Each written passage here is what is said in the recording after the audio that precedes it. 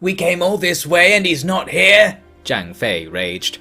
There, amid the thick woods of Sleeping Dragon Ridge near Shangyang, the three brothers stood exhausted at the gates of a lonely thatched cottage. Its only resident was a child, who informed the brothers that Zhuge Liang, master sleeping dragon and fabled hero of the era, was off wandering the wilderness, as he often did. With no knowing when he'd return, Liu Bei could only ride back to his army camp near Luoyang. The ruins of the old Han capital had been placed under arms by Liu Dai, and were in turn placed under siege by Liu Bei. The city walls were among the little Dong Zhuo had not destroyed during his previous tenure, and so entry was not easily gained.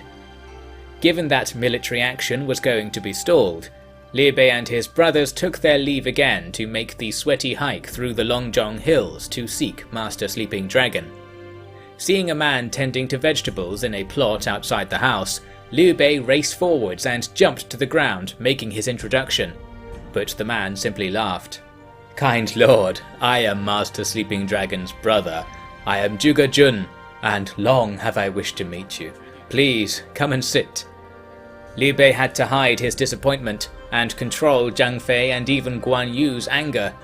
They sat for a while in the cottage, and noted the racks of books and roughly painted poetry all about. "Is it true that your brother is said to be a genius among scholars?" Liu Bei asked Zhuge Jun. "In his school, he was the youngest and most talented of their elite students, outwitting the itinerant scholars that came by without fault. In his military training, he ignored any custom that invited weakness, and invented his own measures for bolstering strength. When it comes to matters of literature or war, there is none finer than my brother." After they left, Liu Bei's brothers seemed unconvinced. "That place was full of trite words and old nonsense. How could he be of any use on the battlefield?" Zhang Fei complained. "He knows we have been seeking him, but he does not come to us or even write," Guan Yu added. "How can such a man be considered a worthy servant of the Prime Minister, much less a man deserving of his personal attention at home?" Liu Bei couldn't help but take these words to heart, yet still he said, "Brothers, what is a lifetime wasted calling for the great beast of the sky to reveal itself, if you see it for a fleeting moment in the end? Everyone in the county, indeed the Empire, speaks well of this Master Sleeping Dragon. While I have been frustrated, how can I ignore their solemn recommendations over some personal inconvenience?" When they returned to Luoyang, the city had already surrendered. The blackened husk of the old imperial palace overshadowed the wide, empty streets around it. Liu Bei began recruiting colonists from the countryside to restore the city, but never could his mind truly be set to work on these matters. Always he looked south to Sleeping Dragon Ridge, countless horizons away. At that time, Zhao Yun and Xiahou Dun were campaigning south against the pretender Yuan Shu, and were not so far from Shangyang. On the pretext of meeting with messengers from these commanders, Liu Bei quit his court again and rode to Jing province, his brothers among the hundreds of cavalry guards at his back. This time, Master Sleeping Dragon was sat in a shabby pavilion beside a stream on the approach to the cottage. He did not get up or even glance in the direction of the three brothers. "The bumpkin! He should be killed for this indignity!" Zhang Fei said, but Liu Bei quietened him. The Prime Minister's sensitive ears had caught the young master's voice on the wind. He was singing, "Should the flame take the tree, the forest is lost. What justice is there in that? Should men take the knee, the chorus is lost. What virtue is there in that?" "He means to say that he will not submit. We should leave without disturbing him," Guan Yu concluded, but Liu Bei went on alone to inquire. "Esteemed sir, could it be that you are Master Sleeping Dragon?" he asked. The man turned and bowed. "Prime Minister Liu Bei, since you have spoken to me personally, I will dare to respond. Given my previous rudeness in not returning your kind visits, I will happily take leave of my head, if it satisfies you." Liu Bei warmly dismissed the idea, and went with Zhuge Liang to have wine in the cottage. Zhang Fei and Guan Yu patrolled the perimeter, but there was not another soul to be seen amid the humid woods. After working through a few cups and concluding noble formalities, Liu Bei said, "Master Sleeping Dragon, your name echoes across the land like thunder, and your wit carves oceans from mountains. Who has not begged me to seek your aid in repairing the state? Please, will you consider quitting your paradise here for the sake of the empire it bejewels? Anything the world can offer shall be yours in return." Zhuge Liang smiled at the proposition, but made no direct reply. "At this time of year, certain crops flourish and others slumber. What good can our promises do them?" he said. Liu Bei had no notion of the meaning. "Could it be that you are concerned for your crops? I will send the finest hands in Xiangyang to tend to them in your absence," he offered. "What kindness," Zhuge Liang said, pouring Liu Bei another cup of wine. "However, I wonder what use the Prime Minister has for me. A Liu sits on the throne, and in the position the rumours had out to be the throne's usurper. How can the Han be more at ease than that? The realm is not of one mind, Master. There are rebellious and devious ideas travelling like dirt in a stream. How can I make permanent the days of peace we've won? And what if all this befalls the Empire again? On these matters, I seek your infinite wisdom, even though I am not worthy of it." Zhuge Liang enjoyed such grovelling greatly. It was also precisely what he was hoping to hear. Seeing that the realm was not set in stone yet, he agreed to go with Liu Bei and make his mark, a mark he had turned over and over in his mind for many years. The journey back to the temporary court in Luoyang was interrupted right outside the cottage gate. There, Guan Yu and Zhang Fei were clashing with a tall, broad-shouldered man wielding 2 rakes. These lowly tools were deflecting blows from the green dragon saber and serpent spear with the ease of a hunter parting reeds. Zhuge Liang ran out to intervene. "What is the matter here?" he asked. "Patron," the tall man said, dropping his rakes and kneeling. "I saw these 2 armed men stalking about outside your house. There's no doubt they were planning something, so I stopped them, for your sake." "Ah, I see. These men are nobles from the north. They are here as my guests. There is no need for alarm. And since you are here, you might as well stay and have some food." "Who is this man?" Liu Bei asked. "This man is a warrior who lives further up the ridge. He speaks not his name, and why should I ask? He is unfamiliar with these hills, and so I have been helping him out wherever I can." The man stood back up, and Liu Bei got a good look at him. Then he gasped. "Could it be? You are Liu Bu!" Guan Yu and Zhang Fei gasped too at the mention of the legendary name, the name of the man said to be the most able fighter in all of China. "Well, if you know me, then I'll have to kill you to keep my location secret," Liu Bu growled. "Warrior, do you not recognize this man?" Zhuge Liang asked. Liu Bu shook his head. An explanation was provided, and Liu Bu was soon bowing to the Prime Minister. "I served your predecessor and even agreed to be his son, but he never treated me with respect, and his womanizing interfered with my life substantially. When I heard of his demise, I was freed and left the army. I travelled far searching for a girl I knew in the capital. It came to nothing, and I ended up without money. Given my treachery, how could I go back to public life? But now that you are here, Prime Minister, I see heaven has other plans for me. I will face justice then, and you'll hear no complaints." So, Liu Bu returned to Luoyang with the others, but by the time they were there, the matter of justice had been dropped. Liu Bu was instead given pardon and granted office in Nanyang in line with his loud reputation and noble lineage. There were many who complained that the servant of the traitor Dong should be executed, not coddled. Zhuge Liang advised Liu Bei stay the course, and claimed that all would be right in the end. Enjoying the certainty of Sleeping Dragon's words, and the ease of decision-making with such a feed to rely on, Liu Bei carried on. Much feasting was had in Luoyang, and its restoration filled the days with noise.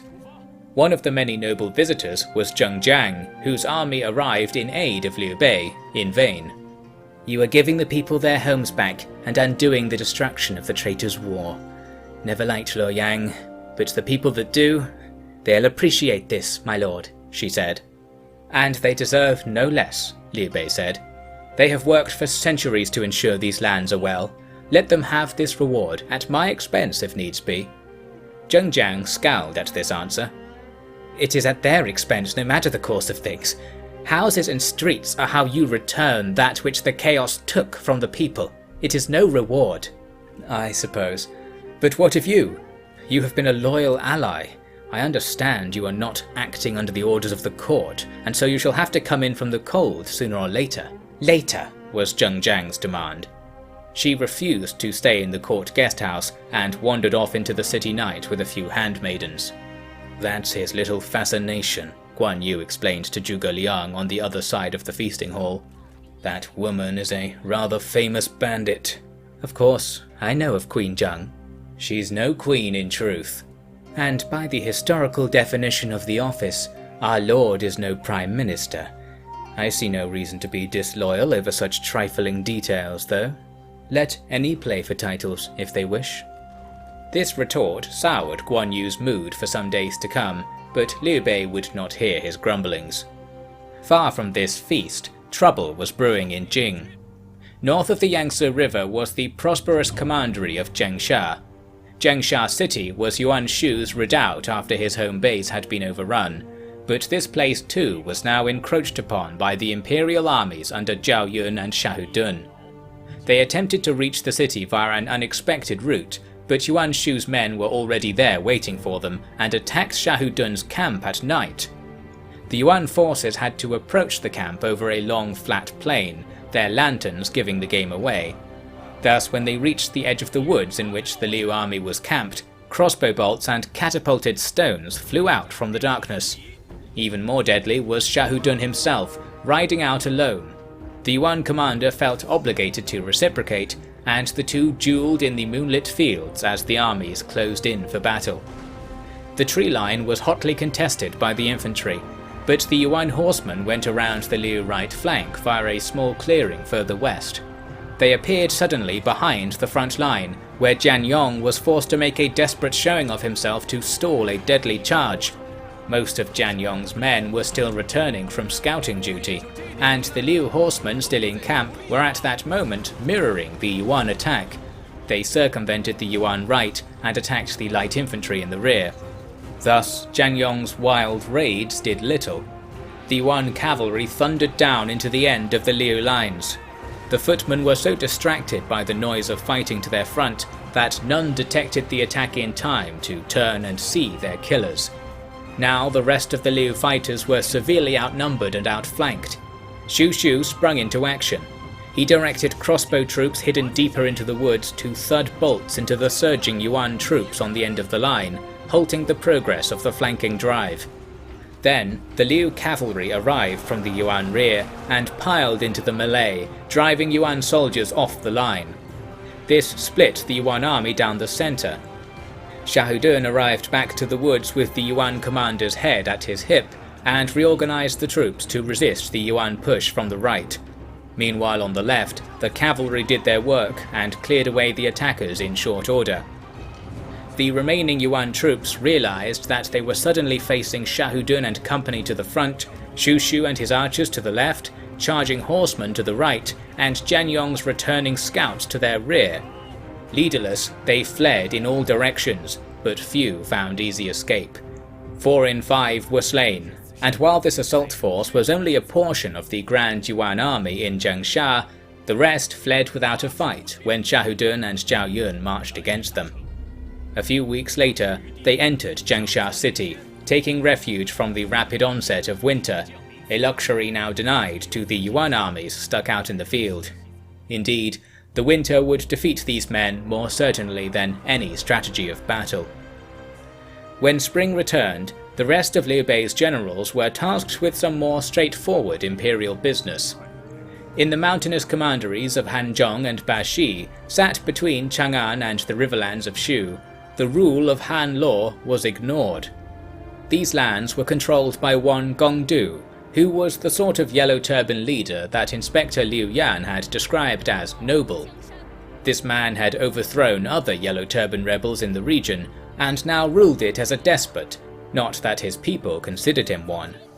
His brand of organised, structured Yellow Turban government was more threatening than any rabble of desperados. Whatever he was doing in those mountains, he needed to be stopped. Pang Jushang, promoted for her work in Lujiang, led an army through Shangyong to restore Han rule, while Liu Bei marched out from Chang'an to support her from the north. Rumour had it that the Turbans had been passing through the mountain roads to enter the northwestern plains, surely hoping to take advantage of their war-ravaged state. With this in mind, Zhuge Liang had it widely reported that Liu Bei had left Chang'an unguarded in his haste to advance. Then, he took the better part of the Liu army and waited beside an important bridge west of the city. Sure enough, the Turbans in the mountains coalesced and began crossing, led by her man. Once half were across, Zhuge Liang sent Zhang Fei to attack those still waiting to cross, while Liu Bei came up the highway to the city to halt the vanguard. Guan Yu, meanwhile, was upstream. Once the sound of fighting reached him, he closed off all the irrigation canals and opened all floodgates. Water from the reservoirs rushed down into the river, the surge rising high enough to run over the top of the crowded bridge. The supports could not resist the weight of an army above and the water from below. With a terrible cracking, the beams slid out of position and the platforms cast the Yellow Turbans into the torrent. Their comrades on either side were joining them in an attempt to flee the attacks on both banks, but the rapids could not be negotiated. The army was swept away, and all that surrendered to avoid a similar fate were executed in short order. Her man himself survived, but his prestige and authority was no less sundered on the rocks than his following. News of this victory elated the nobles of the empire, for whom Gongdu was the worst kind of revolutionary, a somewhat successful kind. Seeing Liu Bei's rumoured sympathy for common folk was not going to stop him making an example of the Yellow Turban supporters, they feasted and praised the Prime Minister's name for days. Pang Jushang found the towns and villages burned by Dong Zhuo in western Shangyong were all being rebuilt by these turban supporters, priests and farmers. Little fighting was needed to restore proper office and oversight to these efforts, although finding new labourers would take a long time. Combined with news that Shahudun was driving the pretender Zhong further and further into obscurity, House Liu's fortunes were truly cemented. While warlords remained at arms across the empire, their achievements were irrelevant in comparison to those attributed to Liu Bei. Prime Minister Liu, the one called Imperial Uncle by the Emperor himself, had saved the empire and proven himself worthy to receive openly the powers that Dong Zhuo had stolen. For teenage Emperor Liu Xie, this looming restoration of his empire brought great worry. In his own mind, much of the turmoil of the age was his fault. He lamented how he had been manipulated, how his timid nature and paralysing fear had allowed a legacy of 20 generations to dangle over a flame. It was unforgivable, he reasoned. And if the Han was returned to his control, he would only end up dealing the killing blow, he feared. Hearing of the Emperor's dire mood, the Imperial Uncle was called back to Donghai to provide counsel and set the boy's mind at ease. Receiving the order, Liu Bei left Guan Yu and Zhang Fei in command of the troops and raced east with Zhuge Liang. How would Liu Bei allay the Emperor's concerns? Read on.